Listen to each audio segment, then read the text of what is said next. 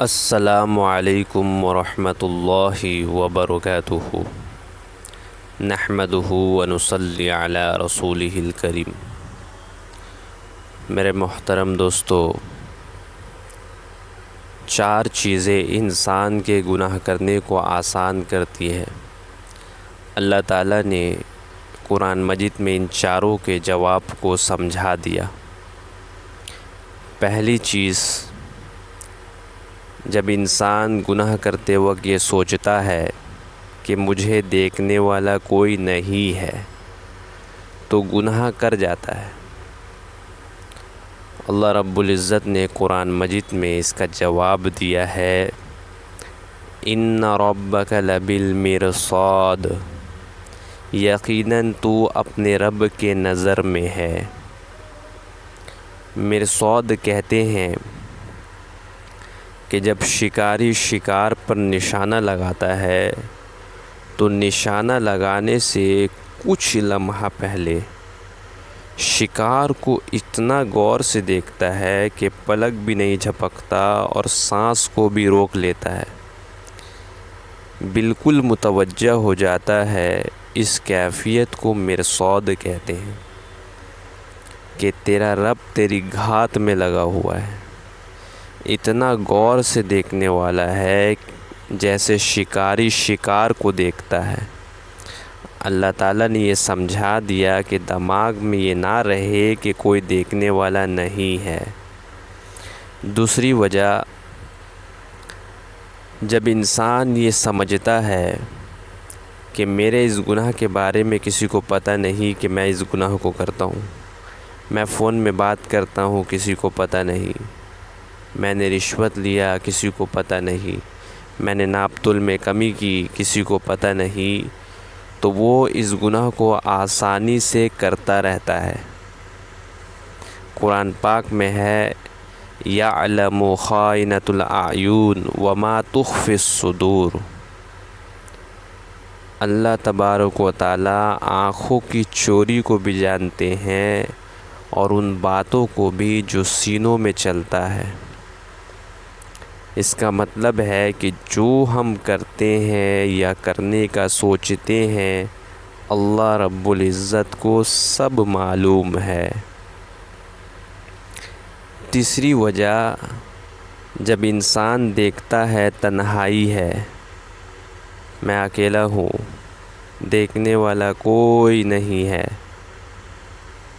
تو وہ مزے سے گناہ کا کام کرتا ہے۔ قرآن مجید میں اس کا بھی جواب ہے، وَهُوَ مَعَكُمْ أَيْنَمَا كُنْتُمْ، وہ تمہارے ساتھ ہے چاہے تم کہیں بھی ہو۔ یعنی جہاں تم ایک ہوتے ہو وہاں دوسرا اللہ ہوتے ہیں، جہاں تم 2 ہوتے ہو وہاں تیسرا اللہ ہوتے ہیں، جہاں تم 3 ہوتے ہو وہاں چوتھا اللہ ہوتے ہیں۔ چوتھی وجہ، جب انسان یہ سمجھتا ہے کہ کوئی میرا کچھ بگاڑ نہیں سکتا، جیسے کسی کا باپ مر جاتا ہے تو اس کا بیٹا بڑا ہو کر اپنے ماں سے ڈرتا نہیں اور برے کام کرتا ہے اور نڈر رہتا ہے، دوسروں کو کہتا ہے تم میرا کیا بگاڑ لوگے، کوئی میرا کیا بگاڑ سکتا ہے، انسان ڈھیڑ بن جاتا ہے۔ اللہ رب العزت نے قرآن مجید میں اس کا بھی جواب کو سمجھایا کہ کوئی یہ نہ سمجھے کہ کوئی میرا کچھ بگاڑ نہیں سکتا، تیرا معاملہ ایسے پروردگار کے ساتھ ہے کہ ان اخذہ علیم شدید، کہ جس کی پکڑ بڑی دردناک بڑی سخت ہے۔ اور ایک جگہ فرمایا فصب علیہم ربک صوت عذاب، اللہ رب العزت نے ان پر عذاب کا کوڑا برسا دیا۔ اور ایک جگہ فرمایا ولا یوثق وثاقہ احد، اور نہ اس کے جکڑنے کی طرح کوئی جکڑنے والا ہوگا۔ اس لیے کوئی یہ نہ سمجھے کہ کوئی میرا کچھ بگاڑ نہیں سکتا۔ قیامت کے دن ہر انسان کے ساتھ 4 گواہ پیش ہوں گے۔ پہلا گواہ انسان کی نامۂ اعمال ہوگا، وَأُوذِيَ الْكِتَابُ فَتَرَى الْمُجْرِمِينَ مُشْفِقِينَ مِمَّا فِيهِ، اعمال کی کتاب سامنے رکھ دی جائے گی اور تم دیکھو گے مجرموں کو اس کے مندرجات سے خوفزدہ، فَيَقُولُونَ يَا وَيْلَتَنَا مَا لِهَٰذَا الْكِتَابِ لَا يُغَادِرُ صَغِيرًا وَلَا كَبِيرًا إِلَّا أَحْصَاهَا، ہائے ہماری بربادی، یہ کیسی کتاب ہے کہ جس نے ہمارا کوئی چھوٹا بڑا عمل ایسا نہ چھوڑا کہ جس کا احاطہ نہ کر لیا ہو۔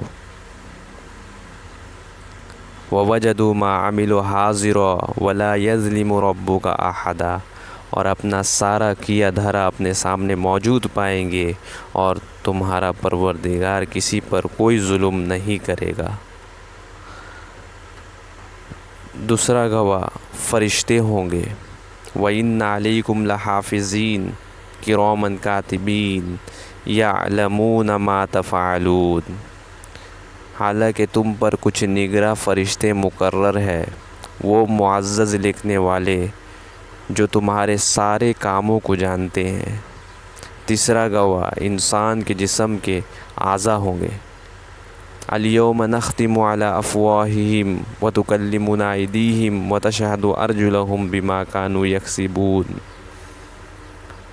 آج کے دن ہم ان کے منہ پر مہر لگا دیں گے اور ان کے ہاتھ ہم سے باتیں کریں گے اور ان کے پاؤں گواہی دیں گے کہ وہ کیا کمائی کیا کرتے تھے۔ اور ایک جگہ فرمایا یوم تبلی السرائر، اور جس دن تمام پوشیدہ باتوں کی جانچ ہوگی۔ اللہ اکبر۔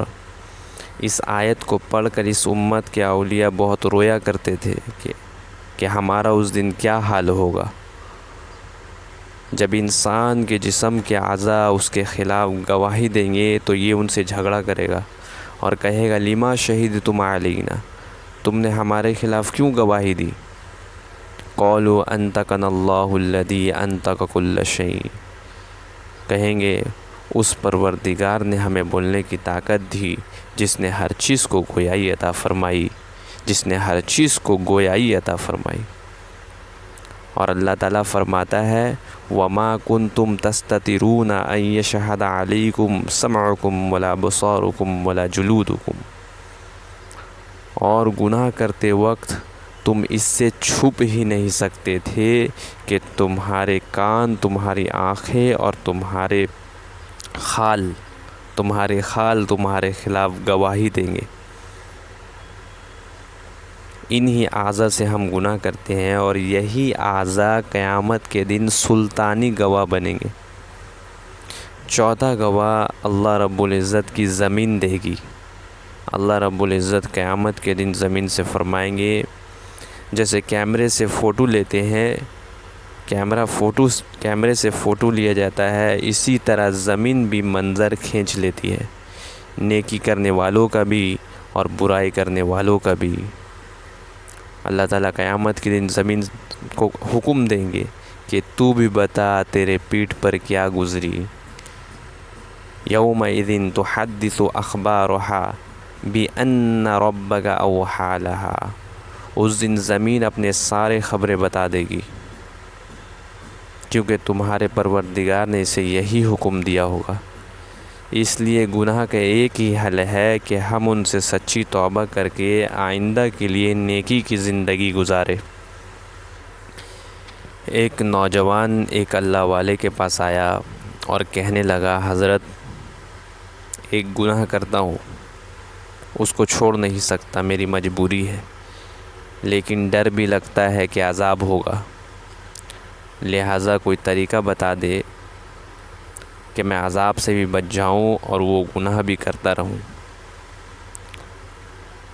اللہ والے بڑے دانا اور بینا ہوتے ہیں، دھکے نہیں دیتے، پیار اور محبت سے بات کو سمجھاتے ہیں، دل میں اتارتے ہیں۔ حضرت نے فرمایا ہاں میں تجھے طریقہ بتاتا ہوں۔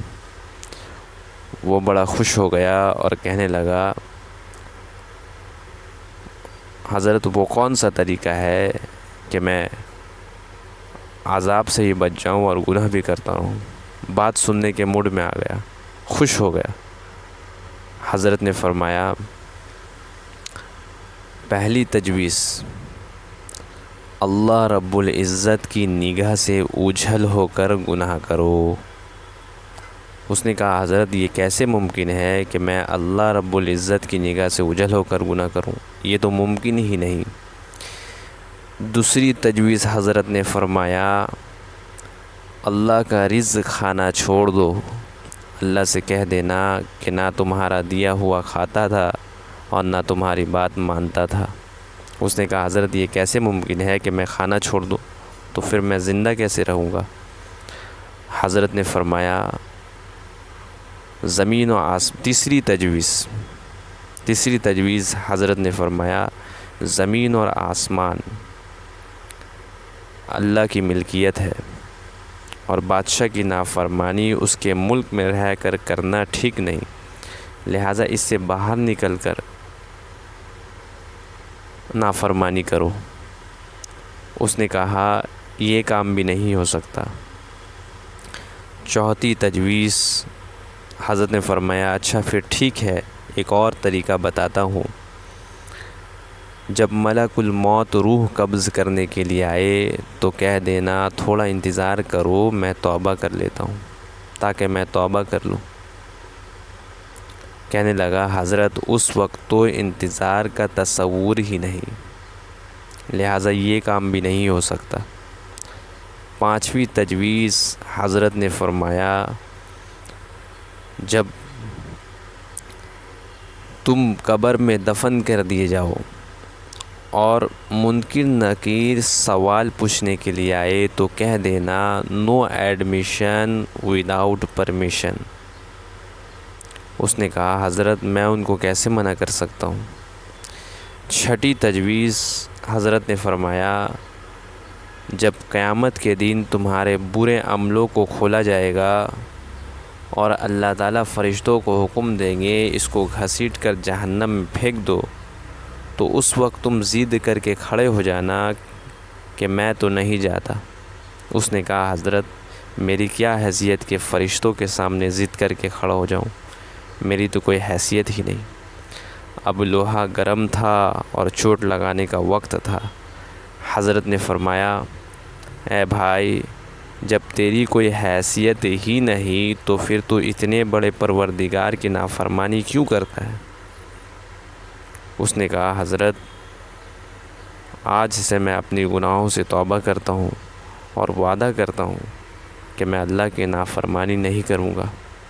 واقعی ہم اپنے پروردگار کے عذاب کو برداشت کرنے کی طاقت نہیں رکھتے، اس کے سامنے کھڑے ہونے کی طاقت نہیں رکھتے، لہٰذا ہمارے لیے سب سے بہترین راستہ یہ ہے کہ زندگی میں جو گناہ ہو ان سے سچی توبہ کر لے، اللہ تعالی ہمارے تمام گناہوں کو معاف فرما دیں گے۔